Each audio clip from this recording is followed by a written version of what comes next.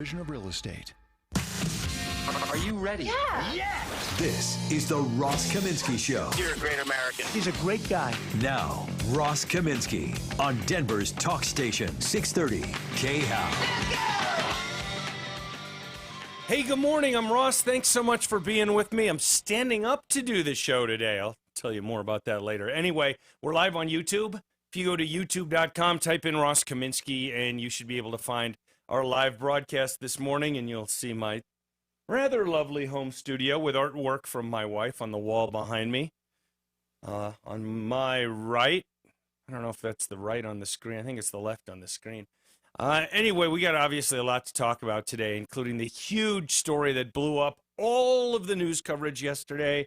President Trump went on Sean Hannity's show to try to clean it up yesterday, and I'm going to tell you all about that in literally 1 minute or less. I just want to give you a very, very short update on a story that I mentioned at this time yesterday. So I want to give you the update at this same time today. We talked very briefly yesterday about Governor Jared Polis here in Colorado saying that he would be open to allowing high school football in the fall here in state of Colorado if the High School Athletic Association decided that they wanted to go ahead with that. Got a lot of people real excited for some hours. And then the Colorado High School Activities Association, I think I called it the Athletic Association. Technically, their name is the Colorado High School Activities Association. Their board of directors voted, when was it? It was actually late Tuesday night, I guess, not to go ahead and take up the governor on his offer to have high school football during the fall. And I won't go through with all their reasoning. You can look up the story for yourself, but just so you know, there will definitively not be high school football in Colorado this autumn, even though most of the states surrounding us are having high school football seasons and our COVID numbers seem pretty good. Anyway, just wanted to give you that update since I had talked about it in the 6 a.m. hour yesterday. Okay, so the news story that just blew up everything, even more than most political or Trump stories blow things up. This just sucked all the oxygen out of the room everywhere. Now, you will understand when I share some of this audio with you, you will understand how the Trump-hating mainstream media would love to play this over and over and over, and they did. But this also became a very big thing on Fox News with some mix of opinion from hosts on Fox News about a bunch of various aspects of this, including how Trump handled coronavirus early on, but also about other aspects like the wisdom of talking with Bob Woodward. So you probably know what I'm talking about here already, but Bob Woodward, Washington Post reporter, always writes at least one book about a presidency. He's got a new book coming out in a few days called Rage, and it's about President Trump. And President Trump talked with Bob Woodward apparently for about 18 hours, I believe it was. I don't remember. I'll have to look up if it was 18 hours or 18 separate conversations, but it was a lot. And Woodward, with Trump's permission, recorded the conversations. And one of the very first things to come out as they're promoting this book was a conversation about coronavirus, a conversation that was had in early February when the country and the world was still trying to figure out how significant a thing this was. It was clearly significant in China, but we were still trying to figure it out. And let me share with you some of the audio. This clip ends with the part that really kind of blew up the entire news cycle yesterday. All right. That should do it. It goes through air, Bob. That's always tougher than the touch. You know, the touch, you don't have to touch things, right? But the air, you just breathe the air. That's how it's passed. And so that's a very tricky one. That's a very delicate one. It's also more deadly than your strenuous flus. This is more deadly. This is 5% versus 1% and less than 1%. So this is deadly stuff. It's clear. And let me just pause for a second there. That's interesting in the sense that, if anything, in the conversation that Trump is having with Woodward, and again, keep in mind, we get one thing we got to be really, really careful about here. Okay, it's 7 months later now, and there are so many people going back over this stuff with perfect 2020 hindsight, as if Trump should have known everything and should have absolutely believed everything he was being told in the early days of the pandemic, when I'm sure he was being told by his experts that there's a lot we don't know.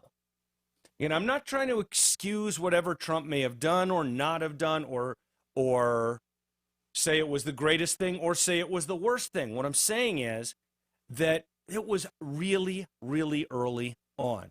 That said, Trump does go through here and say that this is very serious and that it's potentially much more deadly than the flu, which itself is something of a misstatement. It is much more deadly than the flu for a certain subset of our population, namely the elderly who have comorbidities, right? People who are over the age of at least 65, and a much higher percentage of deaths was people over the age of 75 who have other ailments, whether diabetes, obesity, heart disease, some kind of pulmonary disease. It is much more deadly than the flu for those people. It is much less deadly than the flu for children, for young adults, for otherwise healthy people. And so, even there, Trump is learning things. Somebody's told him it's potentially very deadly. But the problem for Trump, whether or not it's as deadly as he said to Bob Woodward, is that if he believed it was even close to that deadly at the time, then the next stuff that they talk about, which is the stuff that really blew up the news cycle, is kind of a problem for him, even if it's made a bit too much of by the mainstream media and his opponents. Just from what's on the public record, that you went through a pivot on this to, oh my God, the gravity is almost inexplicable and unexplainable. Well, I think, Bob, really, to be honest with you, Sure, I want you to. I wanted to always play it down. I still like playing it down. Yes, because I don't want to create a panic. So I get all of that, right? I really do. I get the idea of the President of the United States not wanting to create a panic. There's a balance to be had in all of these things. And I think by Trump's own admission there, well, he's not admitting that he got the balance wrong, but I think a lot of people would look back at it, again with 2020 hindsight mostly, and say, look, it's one thing to not play it up, but it's another thing to keep playing it down. There's so many aspects of this to talk about. First, let's just talk about the direct political reaction. Not surprisingly, Joe Biden and the Democrats jumped on this in some of the most aggressive terms I've heard. And, I've heard him say a lot about Trump. I don't know if I've ever heard them be quite as aggressive as this. On the day that we hit 190,000 dead in the United States because of COVID-19, we just learned from the Washington Post columnist Bob Woodward that the President of the United States has admitted on tape in February he knew about COVID-19 that had passed through the air. He knew how deadly it was. It was much more deadly than the flu. He knew and purposely played it down. Worse, he lied to the American people. He knowingly and willingly lied about the threat it posed to the country for months. He had the information. He knew how dangerous it was. And while this deadly disease ripped through our nation, he failed to do his job on purpose. It was a life and death betrayal of the American people. That's some very strong stuff. And of course, you expect strong stuff going into an election. President Trump had the opportunity to talk about this yesterday. Obviously, everyone who had a chance to ask him a question yesterday asked him about this, and his answers were pretty similar. Here's one of them. This was, trying to remember when, this was during a press conference that he gave yesterday where he was talking about his new updated list of Supreme Court justice potential nominees if he were to get reelected and there were a vacancy on the Supreme Court. And so as part of that announcement, he went on and talked about the whole COVID thing. I'm a cheerleader for this country. I love our country. And I don't want people to be frightened. I don't want to create panic. We want to show confidence. We want to show strength. So I get all that. And I'll tell you what, there's a reason that people get elected president. It's a job that every once in a while requires incredibly difficult decisions, and that surely would have been one. I don't think we've had an American president face something this consequential since 9/11. I don't think Obama ever faced a decision this hard. It requires real leadership, and this does require the kind of balance that President Trump described.